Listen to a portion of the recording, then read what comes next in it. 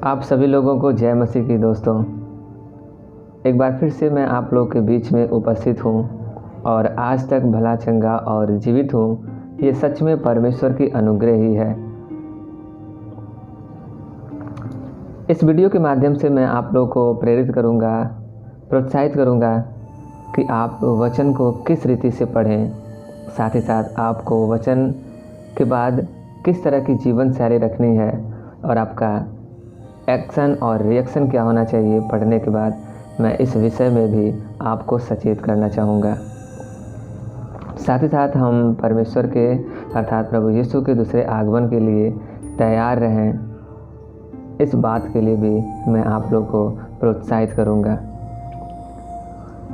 मैं बताना चाहूँगा कि हम में से बहुत से विश्वासी जो वचन को पढ़ते हैं वो ये समझते हैं कि वचन में ही उन्हें अनंत जीवन मिलता है, पर ऐसा वचन नहीं कहता। पवित्र शास्त्र अर्थात बाइबल एक छपी हुई किताब है जिसमें बहुत सारे अक्षर लिखे गए हैं जो परमेश्वर के मुख से निकले हुए थे। इसमें हम कुछ वचन परमेश्वर के द्वारा जो उन्होंने अपने भविष्यवक्ताओं से कहा था उसको भी हम पाते हैं। कुछ स्वर्गदूत के भी वचन हैं और साथ ही साथ हम दुष्ट आत्माओं के भी शब्दों को इसमें पाएंगे।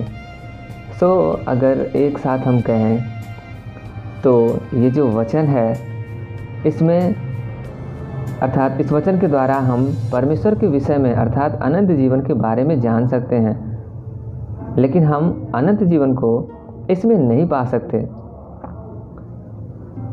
मैं आप लोग के बीच में एक वचन को रखूँगा जो कि यूहन्ना में पाया जाता है। यूहन्ना रचित सुसमाचार और उसके 5वें अध्याय में प्रभु यीशु अपने चेलों से कहते हैं 5 अध्याय के 39 पद में कि तुम पवित्र शास्त्र में ढूंढते हो क्योंकि समझते हो कि उसमें तुम्हें अनंत जीवन मिलता है, और यह वही है जो मेरी गवाही देता है। फिर भी तुम जीवन पाने के लिए मेरे पास आना नहीं चाहते। मेरे प्यारे अजीजों, प्रभु यीशु अपने अनुयायियों से कह रहे हैं कि तुम पवित्र शास्त्र में अनंत जीवन को ढूंढते हो, परंतु ये पवित्र शास्त्र के जो वचन हैं ये अनंत जीवन के विषय में बतलाते हैं, अनंत जीवन के बारे में बतलाते हैं, जो कि स्वयं प्रभु यीशु का जीवन ही है। अनंत जीवन, वचन कहता है कि अनंत जीवन परमेश्वर को जानना है। हम इस बात को यूहन्ना में ही पढ़ सकते हैं। इस पद के अनुसार प्रभु कहते हैं कि तुम पवित्र शास्त्र में ढूंढते हो कि अनंत जीवन है, जो कि मेरे बारे में बताता है। अर्थात प्रभु यीशु के जीवन को ही हम अनंत जीवन कहते हैं।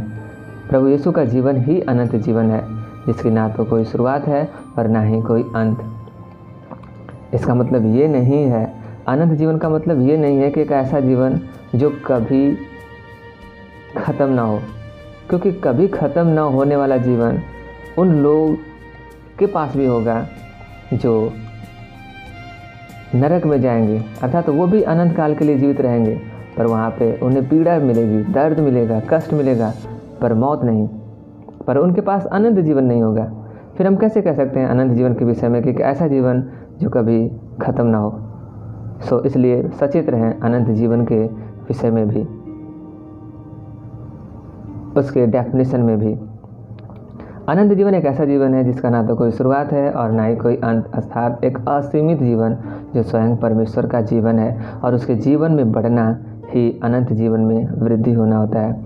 अनंत जीवन जो हम ढूंढना चाहते हैं कहाँ पे? स्क्रिप्चर में, पवित्र शास्त्र में, जो कि ऐसा वचन नहीं कहता।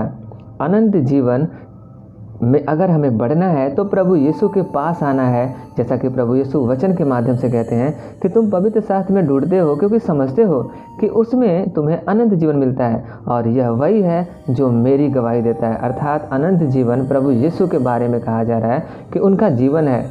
और जब हम स्क्रिप्चर के द्वारा समझते हैं कि यीशु का जीवन ही अनंत जीवन है, तो उस जीवन को पाने के लिए और उसमें बढ़ने के लिए हमें प्रभु यीशु के पास आना होगा।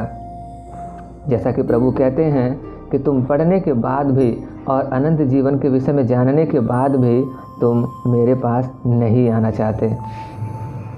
इसलिए मैं आपको प्रोत्साहित करना चाहूँगा कि आप वचन को पढ़ने के बाद प्रभु के पास आएं और अपने जीवन को उसका जीवन बनाएं, क्योंकि प्रभु ऐसा चाहता है कि जब हम अपने हृदय के दरवाजे को खोलते हैं तो वो हमारे अंदर आता है, क्योंकि वो हमारे हृदय के दरवाजे को खटखटाता है और चाहता है कि हम खोलें ताकि वो आए, क्योंकि वो हमारा परमेश्वर है।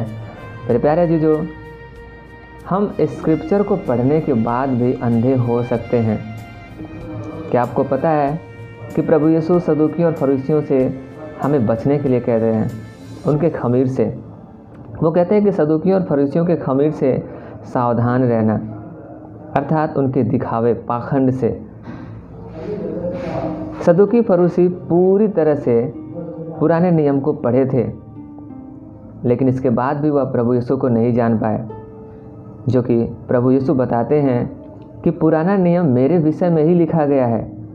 और आप समझ सकते हैं कि सदूकी फरीसी पूरी तरह से पुराने नियम को पढ़े थे और उसके विषय में सिखाते भी थे, लेकिन फिर भी वो प्रभु यीशु को नहीं जान पाए। इसलिए प्रभु उन्हें अंधा कहते हैं। इसलिए हम भी वचन को पढ़कर अंधे हो सकते हैं।